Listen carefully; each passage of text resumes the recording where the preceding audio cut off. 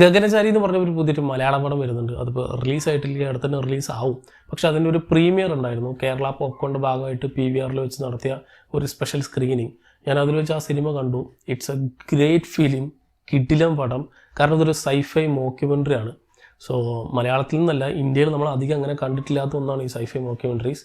പുറത്തൊക്കെ നമ്മൾ കുറച്ചൊക്കെ കണ്ടിട്ടുണ്ടെങ്കിലും ഇതതിൻ്റെ ആ ഒരു സ്റ്റാൻഡിൽ ഇറ്റ്സ് ഗ്രേറ്റ് എന്ന് പറയാം. കാരണം ഇതൊരു ഡിസ്റ്റോപ്പിയൻ കേരളയാണ് കാണിച്ചിരുന്നത്. ഒരു 2040-43 കാലഘട്ടത്തിലുള്ള കേരളം എങ്ങനെയായിരിക്കും. സോ അവിടെയുള്ള കുറേ വേൾഡ് ബിൽഡിങ്, അവിടെയുള്ള കുറച്ച് ക്യാരക്ടേഴ്സ് എങ്ങനെയാണ്. ഇപ്പോൾ ഏലിയൻ ഇൻവേഷനൊക്കെ കഴിഞ്ഞിട്ടുള്ളൊരു കേരളം, ഫുൾ ഫ്ലഡഡ് ആണ്.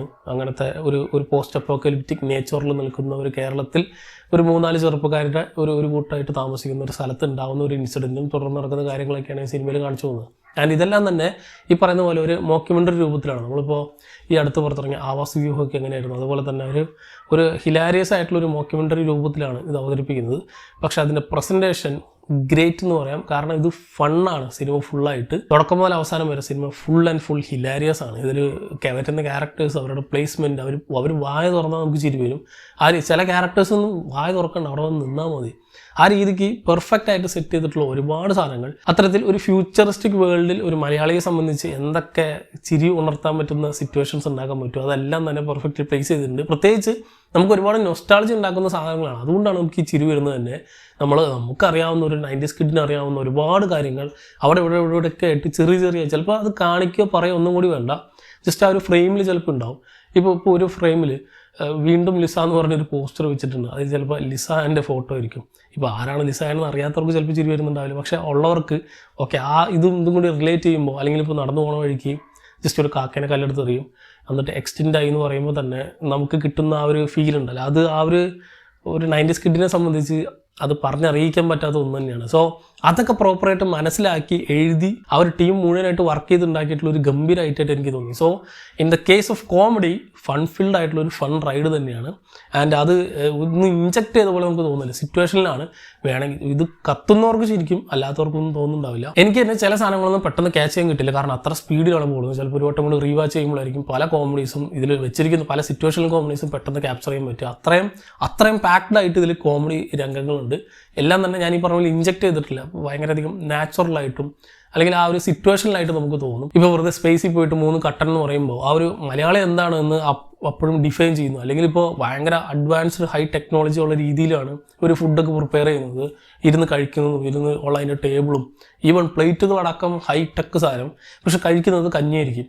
സോ ഈ രീതിക്ക് എന്താണ് മലയാളി, ആ ഒരു സ്റ്റാൻഡ് മാറില്ല എന്നൊരു രീതിയിലൊക്കെ ഡിഫൈൻ ചെയ്യുന്ന ഇപ്പോൾ കുറേ പ്രിയദർശൻ്റെ പാട്ടുകളും അല്ലെങ്കിൽ ആ രീതിയിലുള്ള കുറേ ഗംഭീരമായിട്ടുള്ള സാധനം കിടിലിനായിട്ട് പ്ലേസ് ചെയ്ത് വെച്ചിട്ടുണ്ട്. ഫൺ ഉളവാക്കാൻ അത് പ്രോപ്പറായിട്ട് വർക്കൗട്ട് ആയിട്ടുള്ള ഒരു ഫിലിമായിട്ട് എനിക്ക് തോന്നി. ദെൻ ഇതിലെ ക്യാരക്ടേഴ്സിനെ അവതരിപ്പിച്ചിട്ടുള്ള അനാർക്കലി, ഗോകുൽ സുരേഷ്, അജു വർഗീസ്, ഗണേഷ് കുമാർ, ഇവർ 4 പേരുണ്ടെങ്കിലും സിനിമയിൽ ഫുള്ളായിട്ട് സ്കോർ ചെയ്തത് ഗണേഷ് കുമാറാണ്. മൂപ്പരിങ്ങനെ വന്ന് നിന്നാൽ മതി, ഒന്നും പറയണ്ട. ആ രീതിക്ക് ഗംഭീരമായിട്ട് മൂപ്പരുടെ ക്യാരക്ടറൈസേഷൻ ചെയ്തിട്ടുണ്ട്. അങ്ങേരുടെ കയ്യിൽ നിന്ന് ഇങ്ങനത്തെ ഒരു സാധനം നമ്മൾ കണ്ടിട്ടുണ്ടാവില്ല. അതുകൊണ്ട് തന്നെ ഭയങ്കരധികം ഫണ്ണാണ് സിനിമ. ക്യാരക്ടേഴ്സും പൊളിയാണ്. സോ ഫണ്ണിനെ കുറിച്ച് ഞാൻ കൂടുതൽ പറഞ്ഞ് വെറുപ്പിക്കുന്നില്ല. കംപ്ലീറ്റ്ലി ഒരു ഫൺ ഫീൽഡ് റൈഡാണ്. ദെൻ അപ്പാർട്ട് ഫ്രം ദിസ്, ഈ സിനിമയുടെ ആ ഒരു വേൾഡ് ബിൽഡിങ് അത് ഗംഭീരമാണ്. കാരണം ഇത് ഞാൻ ഈ പറഞ്ഞ പോലെ ഒരു 2040 ആ കാലഘട്ടത്തിൽ ഇപ്പോൾ നമുക്ക് റിലേറ്റ് ചെയ്യാൻ പറ്റുന്ന, നമുക്ക് സിമ്പിളായിട്ട് മനസ്സിലാവേണ്ട കുറേ സാധനങ്ങളുണ്ട്. നമുക്ക് വിശ്വസിക്കാൻ പറ്റാത്ത രീതിയിലൊന്നുമല്ല. എത്രത്തോളം നമ്മളോട് അടുത്ത് നിൽക്കാൻ പറ്റും, നമ്മുടെ ആ ഒരു നേച്ചറിനോട് അടുത്ത് നിൽക്കാൻ പറ്റും, ആ രീതിക്കാണ് ചെയ്തിട്ടുള്ളത്. നമ്മളിപ്പോൾ അല്ലാതെ കുറേയുള്ള സൈഫൈ സാധനങ്ങൾ കണ്ടിട്ടുണ്ട്. ഇപ്പോൾ ഫ്യൂച്ചറിലുള്ളത് അല്ലെങ്കിൽ ഒരു അപ്പോക്കലിപ്റ്റിക് വേൾഡ് എന്നൊക്കെ നമുക്ക് കുറേ നമ്മുടെ ഒരു സെറ്റ് ഓഫ് മൈൻഡ് സെറ്റിൽ നമ്മൾ കുറേ സെറ്റ് ചെയ്ത് വെച്ചിട്ടുള്ള കുറച്ച് സാധനങ്ങളുണ്ട്. അതിൽ നിന്നും മാറി ഒരാൾ ചിന്തിച്ച് നമുക്ക് കാണിച്ചു തരുമ്പോൾ അതും നമുക്ക് റിലേറ്റ് ചെയ്യാൻ പറ്റുന്നു. ഇപ്പോൾ നമ്മുടെ ഒരു പാടത്ത് നമ്മളിപ്പോൾ ക്രിയേറ്റർ എന്ന സിനിമയിൽ നമ്മൾ കണ്ടിട്ടുണ്ട്. അത്തരത്തിൽ ഇൻഫിനിറ്റി വാറിൽ നമ്മൾ കണ്ടിട്ടുള്ള ആ ഒരു സ്പേസ് ഷട്ടിൽ ഇപ്പോൾ നമ്മുടെ ഏതെങ്കിലും ഒരു പാടത്തിൻ്റെ മേലെയോ അല്ലെങ്കിൽ ഒരു പറമ്പിൻ്റെ മേലെയോ വന്ന് നിന്ന് എങ്ങനെ ഉണ്ടാവും, ആ രീതിക്ക് നമുക്ക് ഭയങ്കരധികം റിലേറ്റ് ചെയ്യാൻ പറ്റുന്ന ഒരുപാട് സാധനങ്ങൾ പ്രോപ്പർലി പ്ലേസ് ചെയ്തിട്ടാണ് ഇതിൻ്റെ വേൾഡ് ബിൽഡിങ് നടത്തിയിട്ടുള്ളത്. അതിൻ്റെ എല്ലാം മൈന്യൂട്ടായിട്ടുള്ള ഡീറ്റെയിലിംഗ് വെച്ച് ചെയ്തിട്ടുണ്ട്. കുറേയൊക്കെ ജനറേറ്റഡ് ആണ്. അതിലെനിക്ക് ചെറിയൊരു കല്ലുകടി തോന്നി. കാരണം ആദ്യമൊക്കെ ഓക്കെ, പക്ഷേ ആ ജനറേറ്റഡ് ഇമാജിനറി ആണെന്ന് പെട്ടെന്ന് ഇപ്പോഴത്തെ പ്രേക്ഷകർക്ക് മനസ്സിലാവുന്നുണ്ട്. കാരണം നമ്മൾ സ്ഥിരം ഇങ്ങനെ കണ്ട് സോ അതിൻ്റെ കുറച്ച് ഓവർ യൂസ് എനിക്ക് തോന്നി. അത് മാത്രം എനിക്ക് ഈ സിനിമയിൽ ചെറിയൊരു പ്രശ്നമായിട്ട് തോന്നിയുള്ളൂ.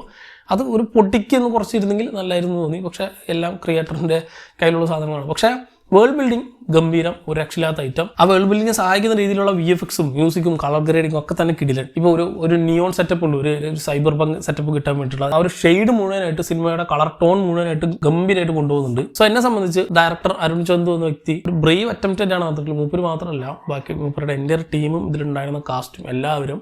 കാരണം ഇങ്ങനത്തെ ഒരു സാധനം ഒന്നും പരീക്ഷിക്കാൻ പോലും ആരും തയ്യാറെടുക്കില്ല. പക്ഷെ ദിസ് വൺ ഇസ് ഗ്രേറ്റ്. ഈ ഒരു പക്ഷേ ഇന്ത്യൻ സിനിമയിലെ സൈഫൈ എന്നൊരു കോൺസെപ്റ്റിനെ മുഴുവനായിട്ട് ഒന്ന് റീവർക്ക് ചെയ്യിപ്പിക്കാൻ, അല്ലെങ്കിൽ ഒന്നും കൂടി ഇരുത്തി ആലോചിപ്പിക്കാൻ പറ്റുന്ന രീതിയിലുള്ള ഒരു വർക്കാണിത്. കാരണം സൈഫൈ എന്ന് പറയുമ്പോൾ തന്നെ നമ്മൾ ചിന്തിച്ച് കൂട്ടിയിട്ടുള്ള കുറേ സാധനങ്ങളുണ്ട്. ഓക്കെ, ഈ സിനിമ നമ്മുടെ നാട്ടിൽ വർക്കൗട്ട് ആവില്ല, നമുക്ക് എടുക്കാൻ പറ്റില്ല, നമ്മുടെ ആൾക്കാർ വിശ്വസിക്കില്ല എന്ന് പറയുന്ന ആ ഒരു സെറ്റപ്പിൽ നിന്നും ഒന്ന് മാറി ചിന്തിപ്പിക്കുന്ന ഒരു സിനിമ തന്നെയാണ് എങ്ങനെ പോയാലും ഗഗനചാരി. അത്ര ഗംഭീരമായിട്ട്, അത്ര സിമ്പിളായിട്ടും അത്ര റിയലായിട്ടും ചെയ്തിട്ടുണ്ട്. ഏതൊരു സാധാരണക്കാരനും മനസ്സിലാവാൻ പറ്റുന്ന രീതിയിൽ, വേണമെങ്കിൽ ഇതിൽ ഒരു മനുഷ്യനും മനസ്സിലാവാത്ത രീതിയിലുള്ള കുറേ സാധനങ്ങൾ കുത്തിക്കയറ്റി വെക്കാൻ പറ്റുമായിരുന്നു. പക്ഷെ അതൊന്നും വെക്കാതെ വളരെ സിമ്പിൾ ആൻഡ് ലെയ്മനായിട്ട് സൈഫൈ എലമെന്റ്സ് വെച്ച് ഒരു നല്ല സ്റ്റോറി ലൈനോടെ പ്രേക്ഷകരെ ഫുള്ളായിട്ട് എന്റർടൈൻ ചെയ്യിപ്പിക്കുക എന്നൊരു ലക്ഷ്യത്തോടെയാണ് സിനിമ ഒരുക്കിയിട്ടുള്ളതെന്ന് തോന്നി. ദെൻ ഇവിടെ വെച്ച് തന്നെ ഇവർ പറഞ്ഞിട്ടുള്ള കാര്യം, ഇതിന്റെ റിലീസിനെ പറ്റി ഇവർക്ക് കുറെ കൺഫ്യൂഷൻ ഉണ്ട്. ഇപ്പോൾ തിയേറ്ററിൽ റിലീസ് ചെയ്യണം, OTT റിലീസ് ചെയ്യണം എന്നുള്ളതൊക്കെ. എൻ്റെ അഭിപ്രായത്തിൽ ഞാൻ പറയുകയാണെങ്കിൽ ഇത് തിയേറ്ററിൽ തന്നെ റിലീസ് ചെയ്യുക. കാരണം ഞാനിത് തിയേറ്ററിൽ നിന്ന് കണ്ടപ്പോൾ കിട്ടിയ ഒരു എഫക്റ്റ് ഗംഭീരമായിരുന്നു. നല്ലൊരു തിയേറ്ററിൽ എക്സ്പീരിയൻസ് ഡിമാൻഡ് ചെയ്യുന്നൊരു മൂവി തന്നെയായിരുന്നു. സോ ചിലപ്പോൾ വർക്കൗട്ട് ആവും, ചിലപ്പോൾ വർക്കൗട്ട് ആവില്ല. എങ്കിലും ഇറക്കി നോക്കുക, അത് കഴിഞ്ഞിട്ട് വേണമെങ്കിൽ OTTക്ക് കൊടുക്കുക. ഇപ്പോൾ ഈ അടുത്ത് ഇറങ്ങിയ അല്ലെങ്കിൽ കഴിഞ്ഞ വർഷത്തെ രോമാഞ്ചൊക്കെ അത് ഇറക്കുമ്പോൾ ആരും വിചാരിച്ചിട്ടുണ്ടാവില്ല ചിലപ്പോൾ അത്ര വലിയ സക്സസ് ആവുന്നു. ആ രീതിക്ക് ഒന്ന് ക്ലിക്കായി കിട്ടിയാൽ ഒരു പക്ഷേ അവർ ഇപ്പോൾ ഹൊറർ കോമഡി എന്നൊരു ജോണറിൽ അത്ര ഗംഭീരമായിട്ടൊരു സിനിമ കിട്ടിയ പോലെ തന്നെ ഈ ഒരു സൈഫൈ മോക്യുമെൻ്ററി നമ്മൾ അധികം പരിചയമില്ലാത്തൊരു പെർട്ടിക്കുലർ ജോണറാണ്, അല്ലെങ്കിൽ സബ് ജോണറാണ്. സോ അതിൽ ഇമാരൊരു കിടിലൻ സാധനം വന്നിട്ട് മിസ്സാക്കരുത്. സോ തീർച്ചയായിട്ടും പറ്റുമെങ്കിൽ ഇത് തിയേറ്ററിൽ തന്നെ ഒന്ന് റിലീസ് ചെയ്യണം. കാരണം എനിക്ക് ഒന്നും കൂടി കാണണമെന്നുണ്ട്. കാരണം ഞാൻ ഇതിലെ ചില ബിറ്റ്സ് ചിലപ്പോൾ സ്പീഡിൽ പോയത് കൊണ്ട് ചിലതൊക്കെ മിസ്സായിട്ടുണ്ട്. അത്രയും മൈന്യൂട്ടായിട്ടുള്ള ഡീറ്റെയിലിംഗ് വെച്ചിട്ടുള്ളത് കൊണ്ട് തന്നെ എങ്ങനെ പോയാലും റീവാച്ച് ചെയ്യാൻ പറ്റുന്ന രീതിയിലുള്ള ഒരു ഗംഭീരമായിട്ടാണ്. പ്രത്യേകിച്ച് ഈ ഒരു സൈഫൈ എലമെന്റ്സ് ഒക്കെ ഇഷ്ടപ്പെടുന്നവർ, ഒരു പക്ഷേ ഇതിൻ്റെ ടാർഗറ്റഡ് ഓഡിയൻസ് ലിമിറ്റഡ് ആണ്. എല്ലാവർക്കും ഒരു പക്ഷേ സിനിമ ഇഷ്ടപ്പെടുന്ന ഒരു നിർബന്ധമില്ല. ആ ഒരു യങ്ങർ ജനറേഷൻ ആയിരിക്കും കൂടുതലായിട്ട് ഈ കാര്യങ്ങളൊക്കെ റിലേറ്റ് ചെയ്യാൻ പറ്റുന്നത്. അല്ലെങ്കിൽ ഇപ്പോൾ അപ്ഡേറ്റഡ് ആയിരിക്കുന്ന ജനറേഷൻ ആയിരിക്കും കുറച്ചും കൂടി ഈ സാധനങ്ങൾ റിലേറ്റ് ചെയ്യാൻ പറ്റുന്നത്. അത് വ്യക്തമായിട്ട് പറയേണ്ട ഒരു കാര്യം കൂടി തന്നെയാണ്. കാരണം ഒരുപക്ഷെ ചെറിയ കുട്ടികളാണെങ്കിലും കുറച്ച് പ്രായമുള്ള ആൾക്കാരാണെങ്കിലും ചിലപ്പോൾ ഇത് പ്രോപ്പറായിട്ട് റിലേറ്റ് ചെയ്യാനുള്ള ഫാക്ടേഴ്സ് കുറവാണ് സിനിമയിൽ. പക്ഷേ ആ ഒരു ടാർഗറ്റഡ് ഓഡിയൻസിനെ കംപ്ലീറ്റ്ലി സാറ്റിസ്ഫൈ ചെയ്യുന്ന ഒരു ഗംഭീര സൈഫൈ ഫിലിം തന്നെയാണ്. സോ മലയാളത്തിലെ വൺ ഓഫ് ദി ബെസ്റ്റ്, അല്ലെങ്കിൽ ഇന്ത്യയിലെ തന്നെ one of the best scifi film എന്ന് എനിക്ക് തോന്നി. സോ തീർച്ചയായിട്ടും ഈ സിനിമ ഇറങ്ങിക്കഴിഞ്ഞിട്ട്, ഇപ്പോൾ OTTയിലാണോ തിയേറ്ററിലാണെന്ന് അറിയില്ല, ഇറങ്ങുമ്പോൾ തീർച്ചയായിട്ടും ചെക്കൗട്ട് ചെയ്ത് നോക്കുക. ഒരു ഗംഭീര പടമാണ്. ഇറങ്ങിക്കഴിഞ്ഞിട്ട് കണ്ടു കഴിഞ്ഞിട്ട് എന്താണ് നിങ്ങളുടെ അഭിപ്രായം എന്നുള്ളത് താഴെ കമന്റ് ബോക്സിൽ കമൻറ്റ് ചെയ്യുക. So hats of two the entire team. മറ്റൊരു വീഡിയോയിലാണ് വീണ്ടും കാണാം. നന്ദി.